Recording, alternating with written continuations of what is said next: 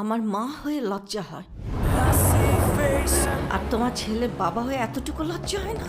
একের পর এক নিজেকেই যেন ছাড়িয়ে যাচ্ছেন মেগা স্টার শাকিব খান। বলছি তার আপকামিং সিনেমার কথা, বরবাদের, যে সিনেমাটি মুক্তি পাবে আগামী রোজার ঈদে।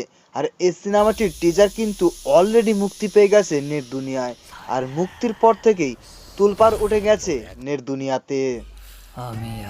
শাকিব খানের এই সিনেমাতে নায়িকা হিসেবে থাকছেন প্রিয়তমা খ্যাত নায়িকা ইদিকা পাল, আরও থাকছেন মিশা সওদাগর ও যিশু সেনগুপ্ত।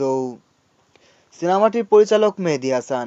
মেহেদী হাসানের এটাই প্রথম ছবি, আর এই সিনেমার মাধ্যমেই কিন্তু বড় পর্দায় অভিষেক হতে যাচ্ছে তার। তবে অনেকেই মন্তব্য করছেন এই বরবাদ সিনেমার মাধ্যমে কিন্তু একটা হিস্ট্রি ক্রিয়েট করতে যাচ্ছেন মেহেদী হাসান। আমরা টিজারে যা দেখতে পেয়েছি সেটা দেখে আমাদের কাছে বাংলা সিনেমা হিসেবে মনে হয়নি, মনে হচ্ছে আমরা সাউথ মুভির টিজার দেখছি। এমনভাবে কিন্তু শাকিব খানকে প্রেজেন্ট করা হবে এই বরবাদ সিনেমার মাধ্যমে। একের পর এক দেখে আসছি শাকিব খান তার নিজের সিনেমার রেকর্ডই কিন্তু নিজেই ভেঙে দিয়েছে, আর এবারেও হয়তো তার ব্যতিক্রম হবে না।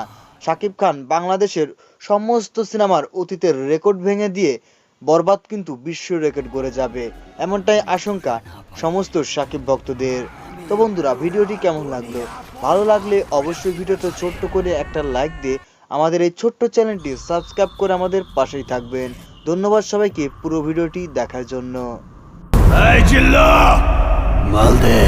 I see faces everywhere.